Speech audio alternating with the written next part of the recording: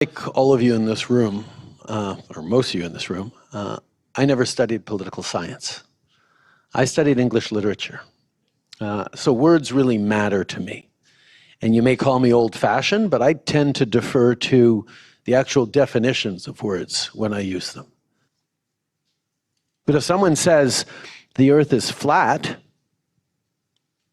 you can see extensive YouTube pages devoted by people who've decided, and this is a recent phenomenon over the past decade or so, that the earth is flat, because their experience as they look out to the horizon is, boy, the earth sure looks flat. I don't know what you're talking about, man. How could this be a big meeting if the orphans wasn't there? Listen, you didn't miss anything. There was a lot of hassle, a lot of heads got busted. Yeah, you think the orphans ain't with it? You think the orphans ain't well known? We didn't say that. Well, we got a heavy rep. You mess with us and you'll find that out. Let's go.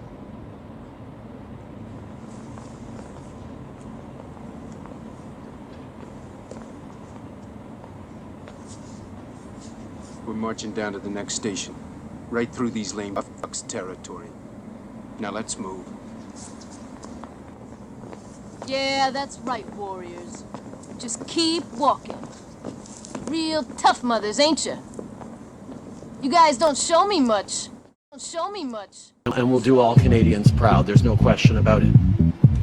And I know I've spoken with enough people over the past while to realize that people are sort of, seems horrible to say, but kind of used to astronauts. We're used to people going up to space to the ISS, whether it's billionaires, whether it's people traveling around the world. This is a group of social criminals. These people in the space program. Nassholes, I call them. Lots of people have done that, but every time you see a picture from those people, those astronauts in space, you see part of the curve of the Earth. Because for close to 50 years, everyone who's gone into space has just stuck to the orbit around the Earth. In the entire history of humanity, only 24 people have actually seen the full circle of the Earth. Because you have to get at least most of the way to the moon before you can see that. Round, round like home. Domino's Pizza delivers quality, so you can avoid the Noid. We keep the Noid out, and all the quality in. We avoid the Noid.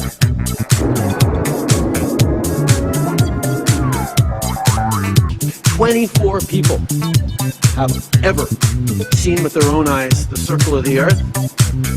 And now a Canadian is going to be part of the very next people to see that. The first non-American to do it. It's a big deal, and it's a credit to Jeremy, but it's also a credit to the amazing scientists, researchers, and workers at the Canadian Space Agency and at scientific institutions around the world who've been continuing to step up and contribute to the advancement of science. It's a great day for Canada. It's a great day for us all. It's not right that in a country as wealthy as Canada, in so many different ways, there'll still be far too many families who can't afford to send their kids to the dentist. We should not want to live in a country where you can guess at how much money someone's parents made by the quality of their smile. So NASA just announced the name of 4 astronauts who are going to be taking us back to the moon. Here they go right here. Where exactly will they be going? Back to Hollywood studios? Because you guys already know what I feel about the first moon landing. But you already know they're going to distract you from that because, hey, look, the first black man going to the moon. And hey, look, the first woman going to the moon. Oh my gosh, this is such a historic moment. But that's not even the part that gets me. The part that gets me is they're not even going to be landing on the moon. After circling the moon, the spacecraft will return to Earth. Huh? What are you going around here for? Testing the new whip? But NASA says that they're doing this moon mission in preparation for the real moon landing mission, which will happen later this decade. But much of the technology the mission will require, including spacesuits for walking on the moon, is still in development. So you mean to tell me y'all still don't have the technology to land on the moon? Where we used to, but we destroyed that technology and it's a painful process to build it back again. Remember, they landed in this thing? It's giving aluminum foil. Why do you think you can see through the moon sometimes? It's not solid. You can't land on it. So my travel reimbursement was $33.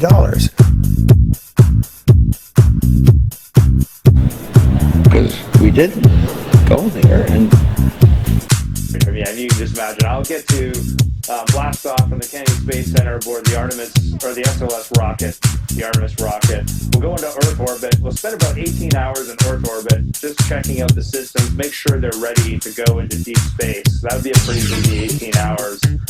But during that time, we'll be in low Earth orbit, sort of where the space station is, the views you're seeing right now.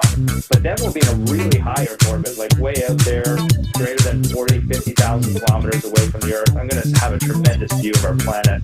And then if everything looks good, then we're going to go for that translunar injection burn, and we're going to head to the moon, go around the moon, and it's, a few points of that mission, I'm going to be looking back at our planet through the moon.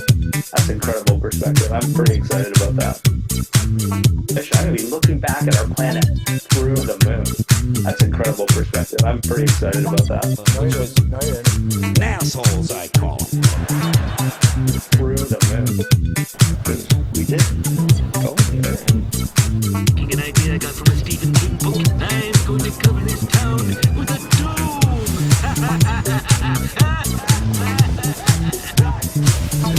It was our destiny. It's been done. Really? Did you know about this?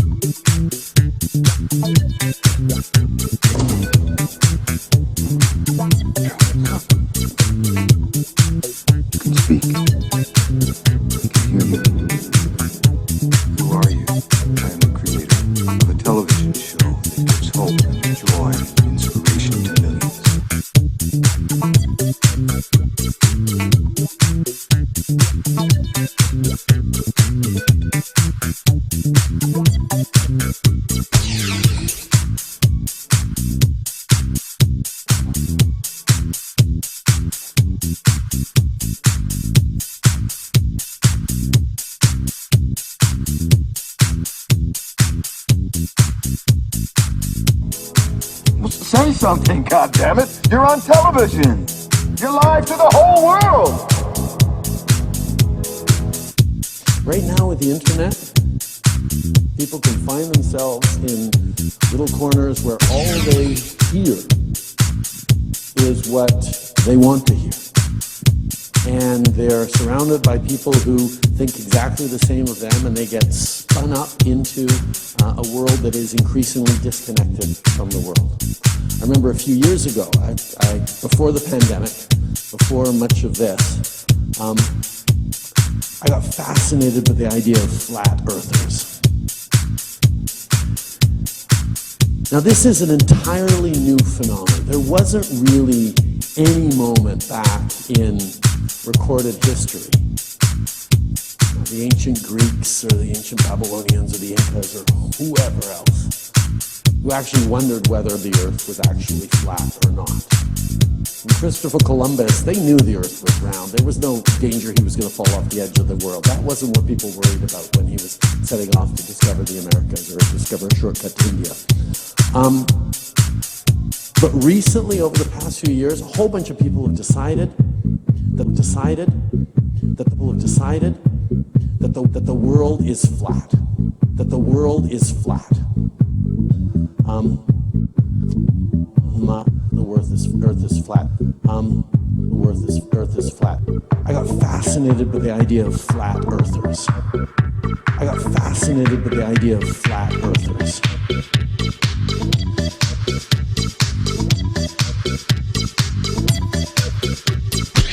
everything we know about science, from the people we've sent to the moon, to the photos we've taken from space, to how we explain day versus night and seasons, we know that the Earth is round. But there are a whole bunch of people out there who have decided that the Earth is round. And they hang out with each other, and they find different ways of proving to themselves that the Earth is flat. And they hang out with each other, and they find different ways of proving to themselves that the Earth is flat. Now that may not seem like a very serious thing, because someone who believes the Earth is flat is not going to necessarily cause tremendous harm to everyone else.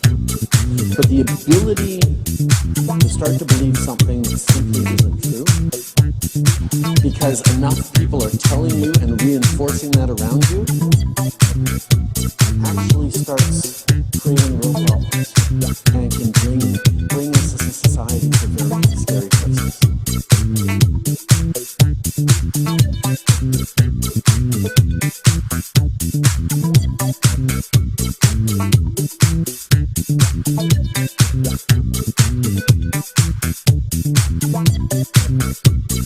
But our capacity to make sure we're keeping people safe and not having people actually believe that vaccines include a microchip that's going to track you or poison you when it's actually about saving your life, include a microchip that's going to track you or poison you when it's actually about saving your life.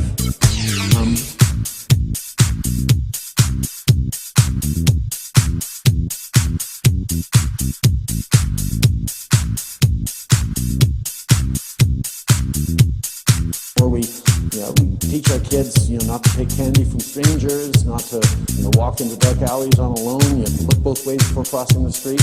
Well, we have to start making sure that as parents and as a society, we're helping kids and all of us be smart and safe.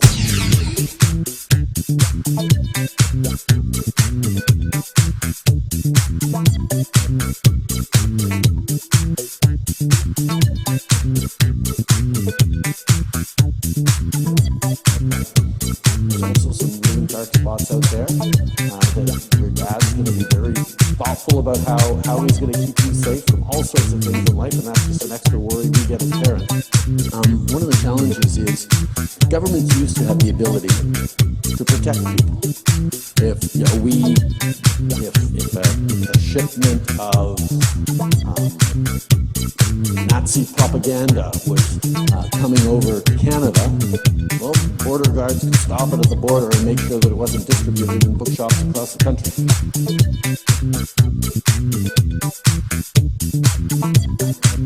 Governments could keep their citizens safe.